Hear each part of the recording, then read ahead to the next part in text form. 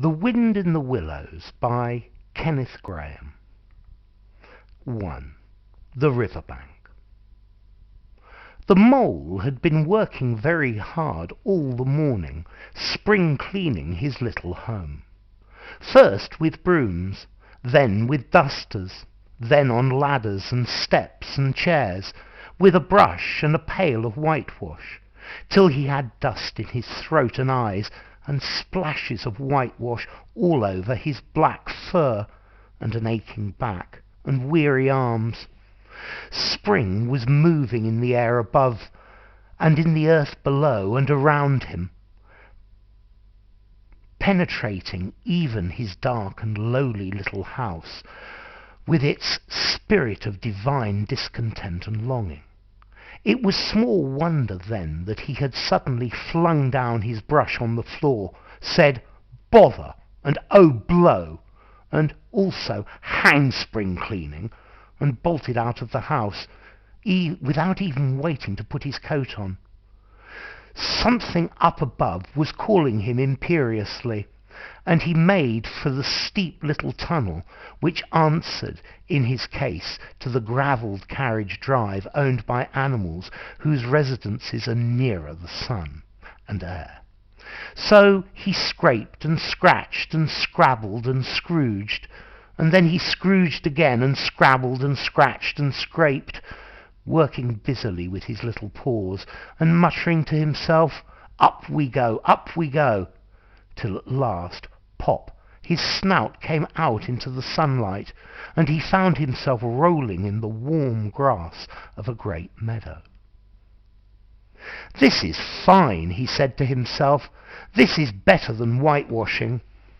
The sunshine struck hot on his fur, soft breezes caressed his heated brow, and after the seclusion of the cellarage he had lived in so long, the carol of happy birds fell on his dulled hearing almost like a shout.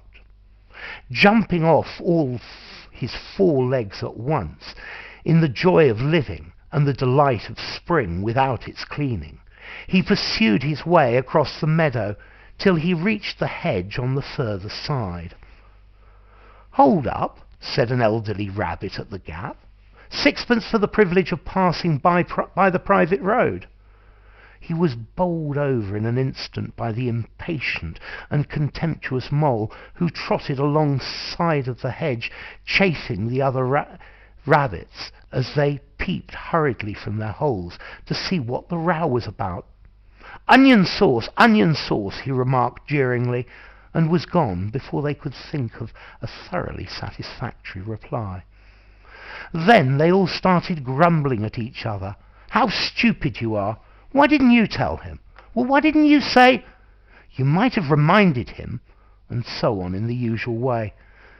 But of course it was much too late, as is always the case. It all seemed to be true. Hither and thither through the meadow he rambled busily, along the hedgerows, across the copses, finding everywhere birds building, flowers budding, leaves thrusting, everything happy and progressive and occupied. And instead of having an uneasy conscience pricking him and whispering "whitewash," he somehow could only feel how jolly it was to be the only idle dog among all these busy citizens. After all, the best part of a holiday is perhaps not so much to be resting yourself as to see all the other fellows busy working. He thought his happiness was complete when he meandered aimlessly along. Suddenly he stood by the edge of a full-fed river. Never in his life had he seen a river before. This sleek, sinuous, full-bodied animal, chasing and chuckling, gripping things with a gurgle and leaving them with a laugh, to fling itself on fresh playmates that shook themselves free and were caught and held again. All was a shake and a shiver, glints and gleams and sparkles, rustle and swirl, clatter and bubble. The mole was bewitched. entranced, fascinated, by the side of the river he trotted, as one trots, when very small, by the side of a man who holds one spellbound by exciting stories. And when tired at last he sat on the bank, while the river still chattered on to him, a babbling procession of the best stories in the world, sent from the heart of the earth to be told at the last to the insatiable sea. He sat on the grass and looked across the river. A dark hole in the bank opposite, just above the water's edge, caught his eye, and dreamily he fell to considering what a nice snug dwelling place it would make for an animal with few wants, and fond of a bijou riverside residence above flood level, and remote from noise and dust. As he gazed, something bright and small seemed to twinkle down in the heart of it, vanished, then twinkled once more, like a tiny star. But it could hardly be a star in such an unlikely situation. It was too glittering and small for a glowworm. Then, as he looked, it winked at him, and so declared itself to be an eye, and a small face began gradually to grow up round it, like a frame round a picture. A brown little face with whiskers. A grave round face with the same twinkle in its eye that had first attracted his notice. Small neat ears and thick silky hair. It was the water rat. Then the two animals stood and regarded each other cautiously. "Hello, Mole," said the water rat. "Hello, Rat," said the Mole. "Would you like to come over?" inquired the rat presently. "Oh, it's all very well to talk," said the Mole, rather pettishly, he being new to a river and riverside life and its ways. The rat said nothing, but stooped and unfastened a rope and hauled on it. Then lightly stepped into a little boat which the Mole had not observed. It was painted blue outside and with white within, and was just the same size for two animals, and the Mole's whole heart went out to it at once, even though he did not yet fully understand its uses. The rat sculled smartly across and made fast. Then he held up his forepaw as the Mole stepped gingerly down. "Lean on that," he said. Now then, step lively." And the Mole, to his surprise and rapture, found himself actually seated in the stern of a real boat. "This has been a wonderful day," said he, as the rat shoved off and took to the sculls again. "Do you know, I've never been in a boat before in all my life." "What?" cried the rat, open-mouthed. "Never been in a... You never? Well, What have you been doing, then?" "Is it so nice as all that?" asked the Mole shyly, though he was quite prepared to believe it as he leant back in his seat and surveyed the cushions, the oars, the rowlocks, and all the fascinating fittings, and felt the boat sway lightly under him. "Nice? It's the only thing," said the water rat solemnly, as he leant forward for his stroke. "Believe me, my young friend, there is nothing, absolute nothing, half so much worth doing as simply messing about in boats. Simply messing," he went on dreamily. Messing about in boats, messing." "Look ahead, Rat!" cried the Mole suddenly. It was too late. The boat struck the bank at full tilt. The dreamer and his joyous oarsman lay on his back at the bottom of the boat with his heels in the air. "About in boats, or with boats," the rat went on composedly, picking himself up with a pleasant laugh. "In or out of 'em, it doesn't matter. Nothing really seems to matter. That's the charm of it. Whether you get away or whether you don't, whether you arrive at your destination or whether you reach somewhere else, or whether you never get anywhere at all. You're always busy, and you never do anything in particular. And when you've done it, there's always something else to do, and you can do it if you like, but you'd much better not. Look here. If you've really nothing else on hand this morning, supposing we drop down the river together and have a long day of it." The mole waggled his toes from sheer happiness, spread his chest with a sigh of full commitment, and leaned back blissfully into the soft cushions. "What a day I'm having," he said. "Let us start at once." "Hold hard a minute then," said the rat. He looped the painter through a ring in his landing stage, climbed up into his hole above, and after a short interval reappeared, staggering under a fat wicker luncheon basket. "Shove that under your feet," he observed to the mole, as he passed it down into the boat. Then he untied the painter and took the sculls again. "What's inside it?" asked the mole, wriggling with curiosity. "There's cold chicken inside," replied the rat briefly. "Cold tongue, cold ham, cold beef pickle, gherkin, salad, French rolls, cress, sandwiches,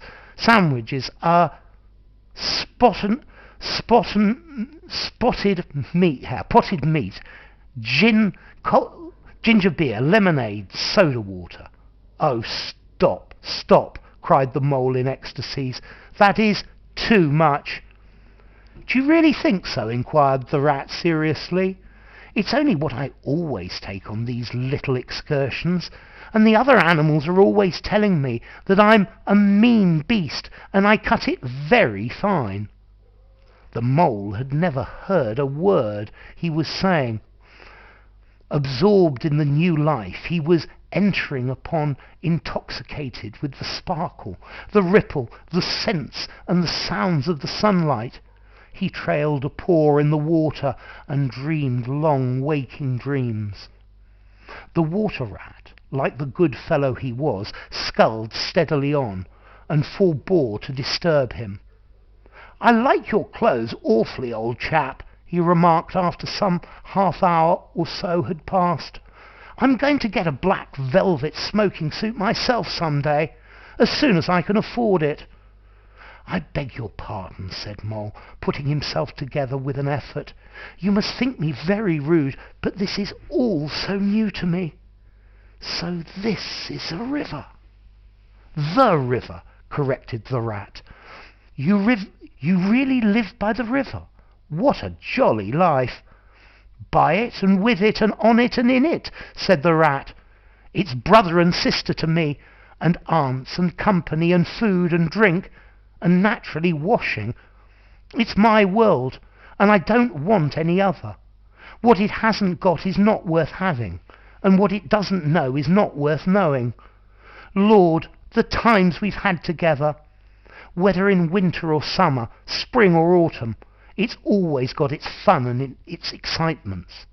When the floods are on in February, and my cellars and basements are brimming with drink that's no good to me, and the brown water runs by my best bedroom window, or again when it all drops away and shows patches of mud that smells like plum cake, and the rushes and weed clog the channels, and I can potter about dry shod over most of the bed of it, and find fresh food to eat and things careless people have dropped out of boats." "But isn't it a bit dull at times?" the mole ventured to ask. "Just you and the river, and no one else to pass a word with?" "No one else to... Well, I mustn't be hard on you," said the rat with forbearance. "You're new to it, and of course you don't know. The bank is so crowded nowadays that many people are moving away altogether. Oh no, it isn't what it used to be at all. Otters, kingfishers, dabchicks, moorhens, all of them about all day long, and always wanting you to do something, as if a fellow had no business of his own to attend to." "What lies over there?" asked Mole, waving a paw towards a background of woodland that darkly framed the water meadows on one side of the river. Oh, that's just the wild wood," said the rat shortly. "We don't go there very much, we river-bankers." Aren't they very nice people in there?" said the mole a trifle nervously. "Well," replied the rat, "let me see. The squirrels are all right, and the rabbits. Some of them, but rabbits are a mixed lot. And then there's Badger, of course. He lives right in the heart of it. Wouldn't live anywhere else either, if you paid him to. Dear old Badger. Nobody interferes with him. They'd better not," he added significantly. "Why? Who should interfere with him?" asked the mole. "Well, of course, there are others," explained the rat in a hesitating sort of way. "Weasels and stoats and foxes and so on. They're all right in a way. I'm very good friends with them, past the time of day when we meet and all that. But they break out sometimes, there's no denying it. And then, well, you can't really trust them, and that's the fact." The mole knew well that it is quite against animal etiquette to dwell on possible trouble ahead, or even to allude to it, so he dropped the subject. "And beyond the wild wood again?" he asked, "where it's all blue and dim, and one sees what may be hills, or perhaps they mayn't, and something like the smoke of towns, or is it only cloud drift?" "Beyond the wild wood comes the wide world," said Rat, "and that's something that doesn't matter, either to you or me. I've never been there, and I'm never going, nor you either, if you've got any sense at all. Don't ever refer to it again, please. Now then, here's our backwater at last, where we're going to lunch." Leaving the main stream, they now passed into what seemed at first sight like a little landlocked lake. Green turf sloped down to either edge.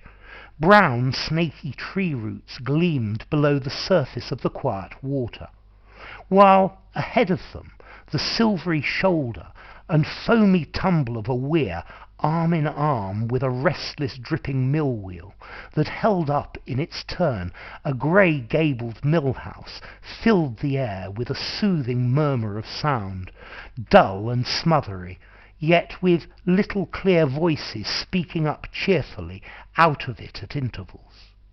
It was so very beautiful that Mole could only hold up both forepaws and gasp, "Oh my, oh my, oh my!"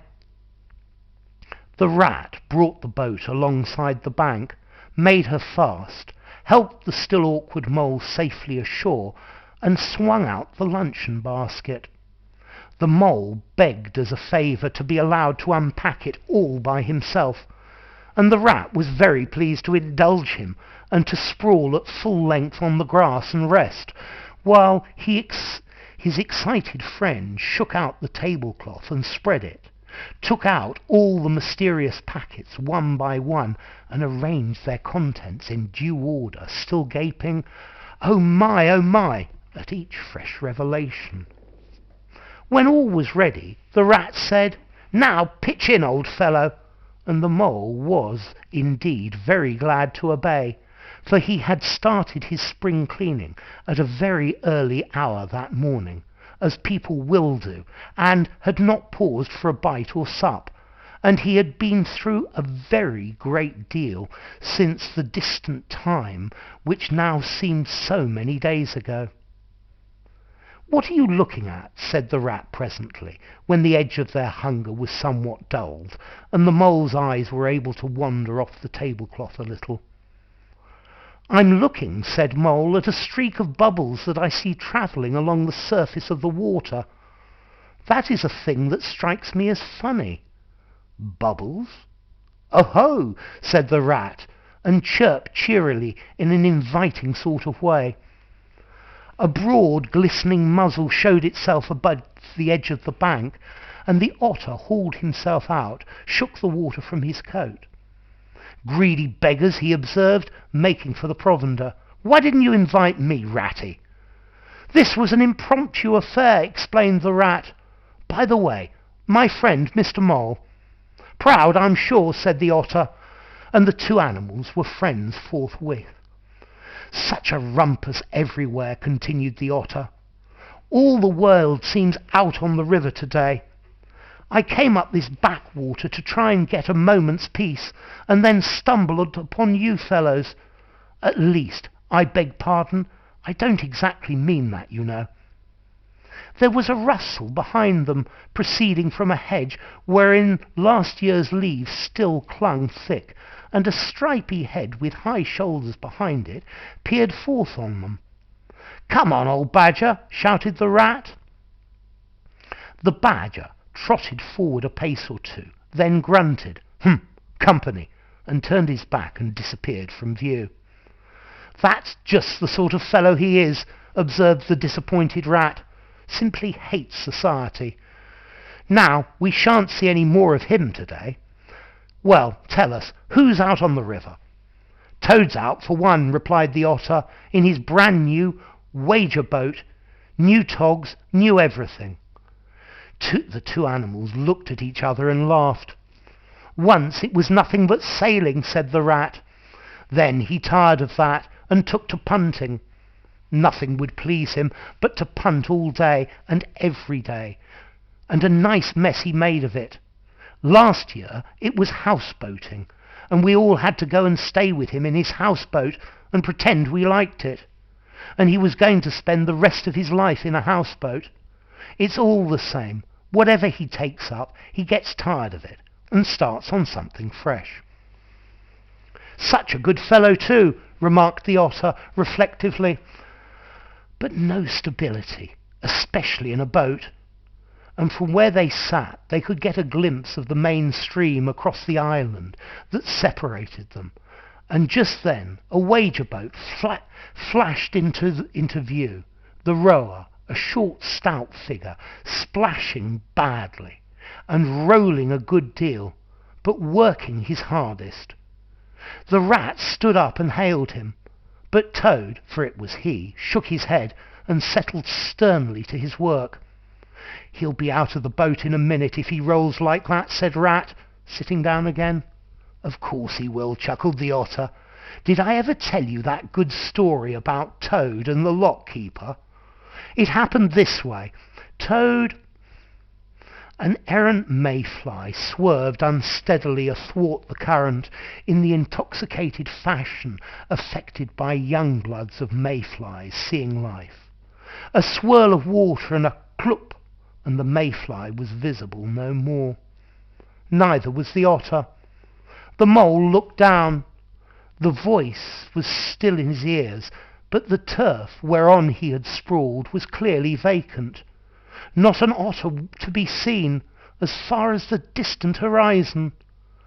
But again there was a streak of bubbles on the surface of the river.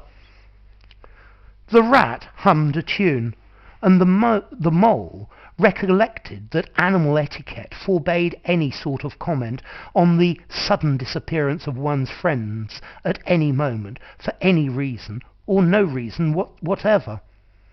"Well, well," said the Rat, "I suppose we ought to be moving. I wonder which of us had better pack the luncheon basket." He did not speak as if he was frightfully eager for the treat. "Oh, please let me," said the Mole, so of course the Rat let him. Packing the basket was not quite such pleasant work as unpacking the basket. It never is. But Mole was bent on enjoying everything, and although just when he had got the basket packed and strapped up tightly, he saw a plate staring up at him from the grass, and when the job had been done again, the Rat pointed out a fork which anybody ought to have seen, and last of all, behold, the mustard pot which he had been sitting on without knowing it. Still, somehow the thing got finished at last, without much loss of temper. The afternoon sun was getting low as the Rat sculled gently homewards, in a dreamy mood. murmuring poetry things over to himself, and not paying much attention to Mole. But the Mole was very full of lunch and self-satisfaction and pride, and already quite at home in a boat, so he thought, and was getting a bit restless besides, and presently he said, "Ratty, please, I want to row now." The Rat shook his head with a smile. "Not yet, my young friend," he said. "Wait till you've had a few lessons. It's not so easy as it looks." The Mole was quiet for a minute or two, but he began to feel more and more jealous of Rat, sculling so strongly and so easily along, and his pride began to whisper that he could do it every bit as well. He jumped up and seized the sculls so suddenly that the Rat, who was gazing over the water and saying more poetry things to himself, was taken by surprise and fell backwards off his seat with his legs in the air for the second time, while the triumphant Mole took his place and grabbed the sculls with entire confidence. "Stop it, you silly ass!" cried the Rat from the bottom of the boat. "You can't do it, you'll have us over." The Mole flung his sculls back with a flourish and made a great dig at the water. He missed the surface altogether. His legs flew up above his head, and he found himself lying on top of the prostrate Rat. Greatly alarmed, he made a grab at the side of the boat, and the next moment, splush, over he went, and he found himself struggling in the river. Oh my, how cold the water was, and oh, how very wet it felt. How it sang in his ears as he went down, down, down. How bright and welcome the sun looked as he rose to the surface, coughing and spluttering. How black was his despair when he felt himself sinking again. Then a firm paw gripped him by the back of the neck. It was Rat, and he was evidently laughing, and the Mole could feel him laughing right down his arm and through his paw, and so into the Mole's neck. The Rat got hold of a scull and shoved it under the Mole's arm, and then he did the same by the other side of him, and swimming behind him propelled the helpless animal to shore, hauled him out and set him down on the bank, a squashy, pulpy lump of misery. When the Rat had rubbed him down a bit and wrung some of the wet out of him, he said, "Now then, old fellow, trot up and down the towing path as hard as you can till you're warm and dry again, while I dive for the luncheon basket." So the dismal Mole, wet without and ashamed within, trotted about till he was fairly dry, while the Rat plunged into the water again, recovered the boat, righted her, and made fast, fetched his floating property to shore by degrees, and finally dived successfully for the luncheon basket, and struggled to land with it. When all was ready for a start once more, the Mole, limp and dejected, took his seat in the stern of the boat, and as they set off he said in a low voice, broken with emotion, "Ratty, my generous friend, I'm very sorry indeed for my foolish and ungrateful conduct. My heart quite fails me when I think how I might have lost that beautiful luncheon basket. Indeed, I've been a complete ass, and I know it. Will you overlook this once and forgive me, and let things go on as before?" "That's all right, bless you," responded the Rat cheerily. "What's a little wet to a water rat? I'm more in the water than out of it most days. Don't you think any more about it. And look here, I really think you had better come and stop with me for a little time. It's very plain and rough, you know, not like Toad's house at all, but you haven't seen that yet. Still, I can make you comfortable, and I'll teach you how to row and to swim, and you'll soon be as handy on the water as any of us." The Mole was so touched by his kind manner of speaking that he could find no voice to answer him. and had to brush away a tear or two with the back of his paw. But the rat kindly looked in another direction, and presently the mole's spirits revived again, and he was even able to give some straight-back talk to a couple of moorhens who were sniggering to each other about his bedraggled appearance. When they got home, the rat made a bright fire in the parlour, and planted the mole in an arm-chair in front of it, having fetched down a dressing-gown and slippers for him, and told him river stories till supper-time. Very thrilling stories they were, too, to an earth-dwelling animal like the mole. Stories about weirs and sudden floods and leaping pike and steamers that flung hard bottles.